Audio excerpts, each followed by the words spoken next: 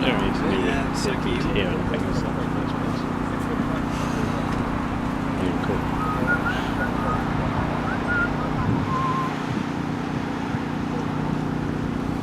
That's one wacky hang about.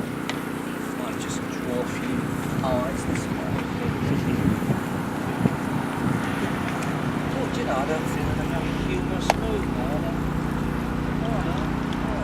I can't do the Boddington's joke either. Oh, look, so that you start work tomorrow morning. Oh, so that's a bit of Boddington's in there. I was Chucking thinking it the on other the way fire around, is the yeah. best thing to do with that stuff, I think, in my personal opinion. And I got that one in last time, and then I discovered there was somebody from Manchester, so we got in trouble. Right, thanks for coming over. We are third go today. We're going to see if we can get lucky 3 times in a day. What we have today, this afternoon, is a wheel.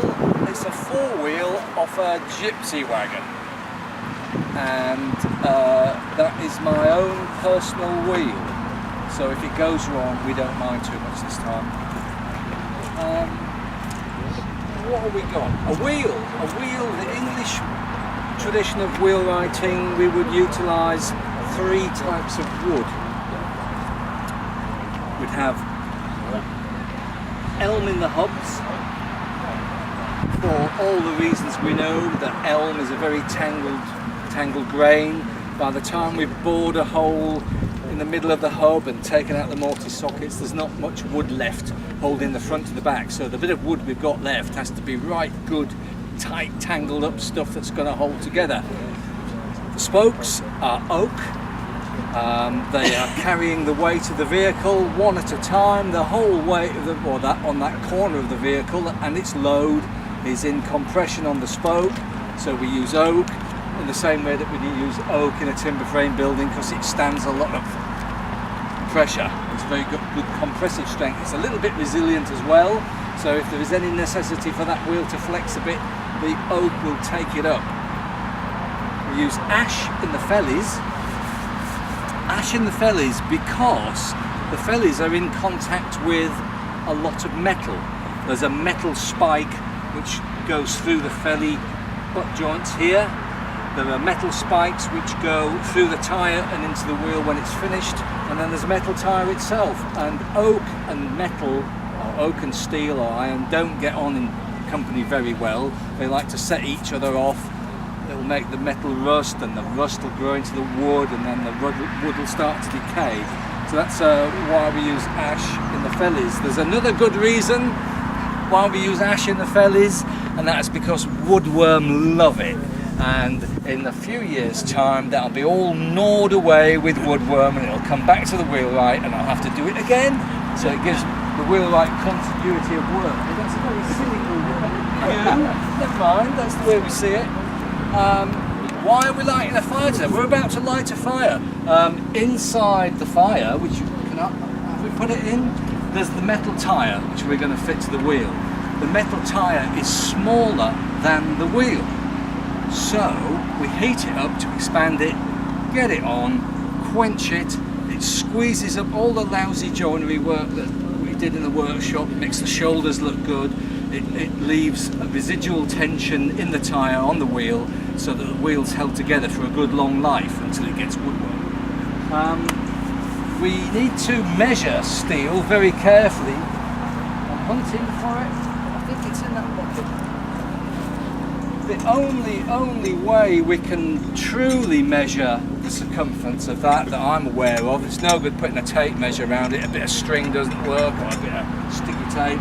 To use the Wheelwright's Traveller, which will give me an exact and faithful measurement of the circumference. I can then transfer that measurement to the inside of my steel, cut it off exactly to that length, weld it up, and with a bit of luck it'll fit. We do take off all the little gaps. These little gaps in the fellies are deliberate. It's not bad joinery, I promise you. we leave a little gap that amounts to about 3/8 of an inch on this wheel, and then take off about another 1/4 of an inch to leave residual tension. What else do we have to tell you? What else are we going to tell you? Oh, I don't know. I better light the fire, I think, and then I'll think of something to say, because I've done it 3 times now and I'm sick of my own voice. Well, I expect others might be. We've given the fire a little squirt with paraffin.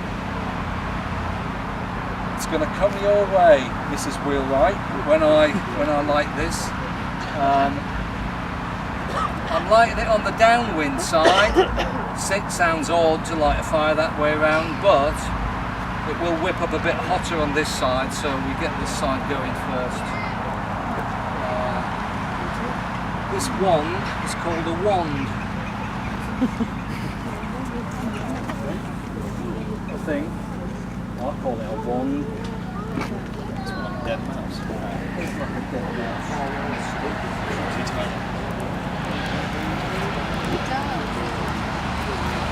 So, the temperature we're trying to achieve here is black heat. I need to get it to what they call black heat, which we reckon is about, what was it, 400 and... Yeah, 480 to 500 degrees centigrade, but unless you're a blacksmith, you wouldn't know any difference, so I can get away with saying that. And then, I'm not going to do that technique today because I'm growing my winter plumage and I don't want to see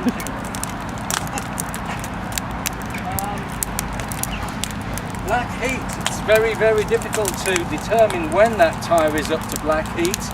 I can tell you when it's bright red, but on a good sunny day like this, the sun's shining in the fire, you cannot see the colour of the metal. So we have to use a little technique called the greasy stick test. And there is the very stick. When that's got up to temperature, or close, I can rub my magic stick on the tyre, and if it is like that, it won't slide around. I know I haven't even achieved black heat yet. If it bursts into flame, the minute I touch it, I know I've gone way over black heat and I'm into dull cherry red or even cherry red coming. That's too hot for tyring. There's enough expansion in the tyre when it's at black heat. We don't really want to burn all the wood out of the belly because we'll lose the tension which we've created by making the tyre smaller. We don't mind a little bit of carbon on here because it looks after that part of the wheel where we can apply no timber treatment.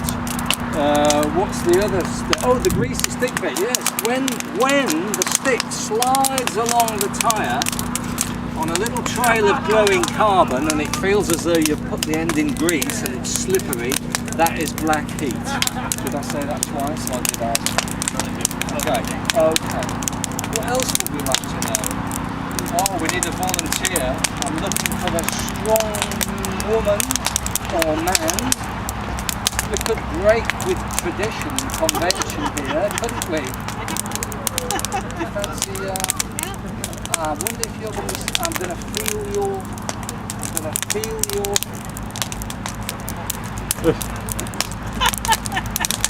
that's a magnifier, I'm not actually good. Maybe we'll go for a bloke dressed in rags that doesn't mind coming into the ring and giving us a lift. Come on, man, put your hand up. Who's going to come? Here he is. Thank you. Oh, look, he's going to have no hair on his legs when he's finished. He'll be as smooth, yes, you'll go faster. All I'm going to ask you to do is... Too good you won't get too close. The reason we're using 3 lifters on a rather modestly sized wheel, careful people, it's coming this way, is because once, not long ago, we lifted a wheel with 2 lifters and the tyre was a bit, lifted a tyre with 2 lifters and the tyre was a bit hot and it flopped over and then had to go on the scrap heap and I had to do it again. So 3 evenly spaced lifters, although it's easy to lift, it just lifts nice and even and the wheel will stay flat. I'll just show this gentleman whose name eludes me. James, if I can remember. It's dead simple. Supposing that was the tyre in the fire. Alright then. Supposing this is the tyre in the fire. Just put the lifter on and lift it from the end. You get clever and lift it from there before we go on. So that's all. Good arm's length from the fire. Put you about there, I think. Flames are going that way, so you'll be alright. You won't lather your nylons. Now, what else can we tell you? Where does the term fellows? We say fellies. Fellows. Don't ask me why. Where's that man that knows all about this? There's a man here who, in some ways, from South Africa, I think. Not here. And he knows all his etymology. He knows the origins of words. And he was saying that in Swiss German, it's something like a Fellschoen or something, which means I think a leather shoe. But I think the way they're using the word is to say it's a shoe on the wheel, possibly. I mean, we do use the term shoeing a tyre. Sort of Anglo-Saxon. I would, when I'm doing this, I could be tiring a wheel. I said it again. Tiring a wheel or shoeing a wheel. And when metal strakes are applied, not in continuity in the round like this, but just simple bridging pieces in sections across the wheel, that is definitely called shoeing a wheel. But we won't go into that now. We'll talk about that after if you like. It's too complicated. I suppose I'd better do the greasy stick test as soon as I told you about it. Where I'm going to go, where I can get out alive. A monkey! Where I can get out alive.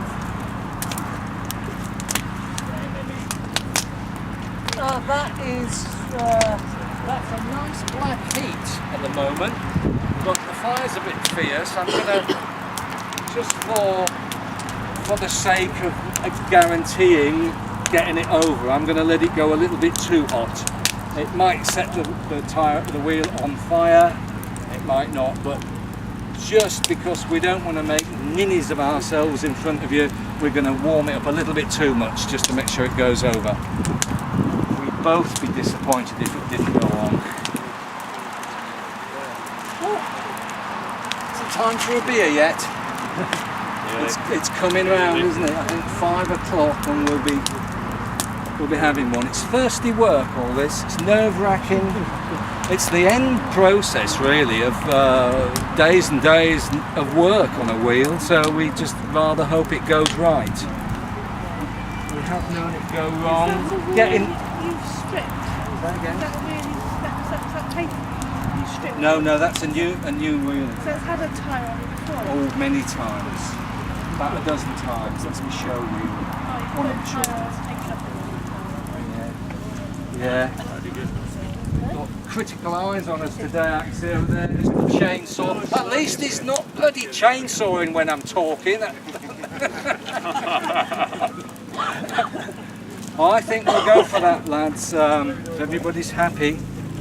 We've got a bit of spare. We're a bit short of watering cans. 6 would have been handy, so we've got a bucket of water and we've pinched it from the horse. And next door, they're going to do their logging business with that Suffolk punch straight after this, so don't miss them. Death or glory.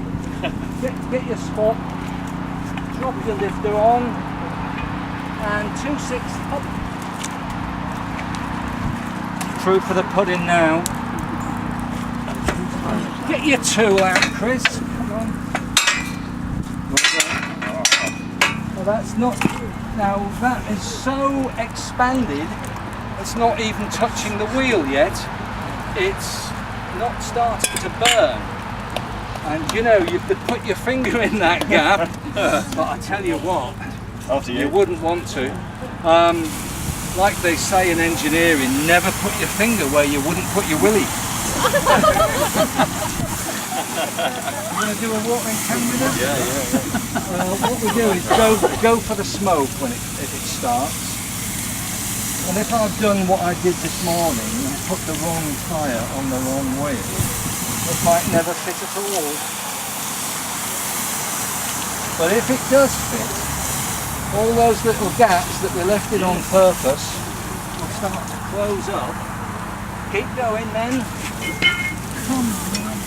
You've got to track the whip sometimes, haven't you? If I was a sensible person, I'd be standing downwind. But I volunteered to take the bank off, get the steam and the smoke. We could do the Wheelwright's funny walk and sort of get going round like this. We are not doing that. It's bad for the image. It's cooling down quite nice.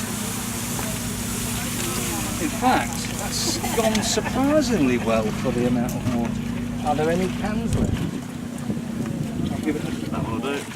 once it starts boiling, we know it hasn't got enough heat to actually burn the wood. So we can leave it alone at that point.